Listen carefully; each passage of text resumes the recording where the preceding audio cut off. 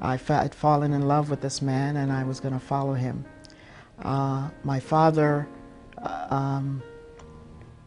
didn't like this, and he said in no uncertain terms that if I left, that I was cut off from the family and that I should not contact anyone in my family. And so I was in love, and so I moved to Canada and decided two things. One, I was going to get married, and two, I was going to go to law school in Canada. But things didn't turn out that way. I was going to meet the love of my life. He was going to be at the airport. He was going to wait for me and sweep me up in his arms. But things changed when I got off that plane and I saw him. He looked as if he had never not slept for days. There was no light in his eyes. He stared at me and he said, "There's nothing here for you. You need to go back home to your parents." My world died.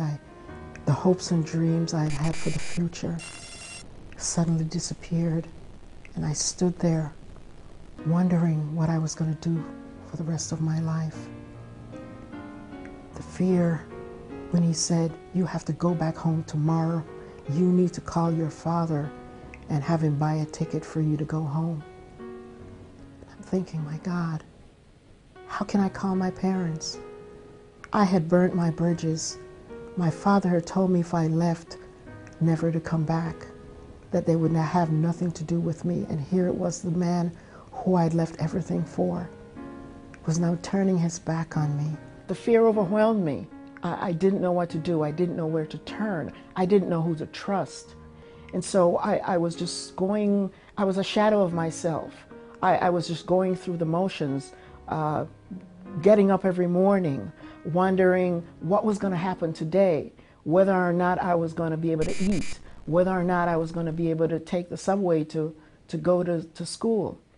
And then to have the feeling and the degradation that I had no money whatsoever, that I was left penniless, and that I got to the point where the only way I could survive was to pick up the crackers that people left after they had eaten.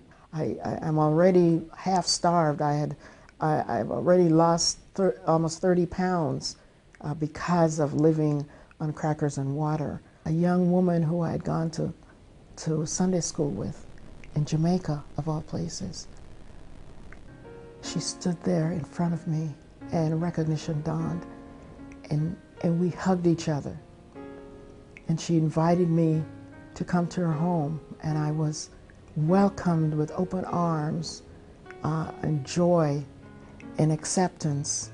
Here are these people who didn't know me, but who, because of our shared connection or shared faith or shared belief, they were going to take me on faith. They took me in. They took care of me. They brought me back to health. I reconciled with my parents. I sent a letter, a heartfelt letter to my father, apologizing and telling him some of the things, the great things that I was doing in law school. Of course, I never mentioned all the difficulties I had gone through. And we reconciled. And it was one of the happiest days of my life, where both my parents were there when I graduated from law school in Canada. Yeah, I mean, we're all in this together.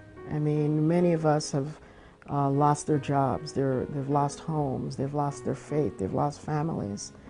But the one overriding thing that we must remember is that, faith is the glue that holds us together.